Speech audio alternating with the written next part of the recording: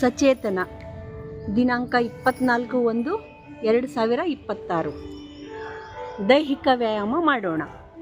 ದೈಹಿಕ ಶಿಕ್ಷಣವು ದೈಹಿಕ, ಮಾನಸಿಕ, ಸಾಮಾಜಿಕ ಮತ್ತು ಬೌದ್ಧಿಕ ಬೆಳವಣಿಗೆಗೆ ಅಗತ್ಯವಾಗಿದ್ದು ಆರೋಗ್ಯಕರ ಜೀವನ ಶೈಲಿಯನ್ನು ಬೆಳೆಸುವುದು, ರೋಗಗಳನ್ನು ತಡೆಗಟ್ಟುವುದು, ಶಿಸ್ತು, ನಾಯಕತ್ವ ಮತ್ತು ಕಲಿಕೆಯನ್ನು ಸುಧಾರಿಸುವುದು ಇದರ ಮಹತ್ವವಾಗಿದೆ. ಇದು ಒಟ್ಟಾರೆ ಯೋಗಕ್ಷೇಮವನ್ನು ಹೆಚ್ಚಿಸುತ್ತದೆ. ದೈಹಿಕ ವ್ಯಾಯಾಮದ ಪ್ರಯೋಜನಗಳು: ಯೋಗ ನಮ್ಮ ದೇಹವನ್ನು ಸದೃಢಗೊಳಿಸುತ್ತದೆ. ರೋಗ ನಿರೋಧಕ ಶಕ್ತಿಯನ್ನು ಹೆಚ್ಚಿಸುತ್ತದೆ. ಯೋಗ ನಮ್ಮ ಮನಸ್ಸಿಗೆ ವಿಶ್ರಾಂತಿ ನೀಡುತ್ತದೆ. ಯೋಗ ನಮ್ಮನ್ನು ಸದಾ ಖುಷಿಯಿಂದ ಇಡುತ್ತದೆ. ಯೋಗ ನಮ್ಮ ತೂಕವನ್ನು ಕಡಿಮೆ ಮಾಡುತ್ತದೆ. ಯೋಗ ಮಾಡುವುದರಿಂದ ಆರೋಗ್ಯವಾಗಿ ಇರಬಹುದು.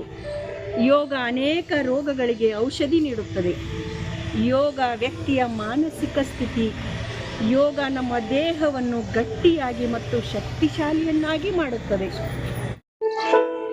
ದೈಹಿಕ ವ್ಯಾಯಾಮ ಮಾಡುವುದರಿಂದ ಆತಂಕ ಮತ್ತು ಖಿನ್ನತೆಯ ಲಕ್ಷಣಗಳು ಕಡಿಮೆ ಮಾಡುತ್ತದೆ. ಆತ್ಮಗೌರವ, ಸ್ವಾಭಿಮಾನ ಮತ್ತು ಆತ್ಮವಿಶ್ವಾಸವನ್ನು ಹೆಚ್ಚಿಸುತ್ತದೆ. ಏಕಾಗ್ರತೆ ಮತ್ತು ಸ್ಮರಣಾ ಶಕ್ತಿಯನ್ನು ಸುಧಾರಿಸುತ್ತದೆ.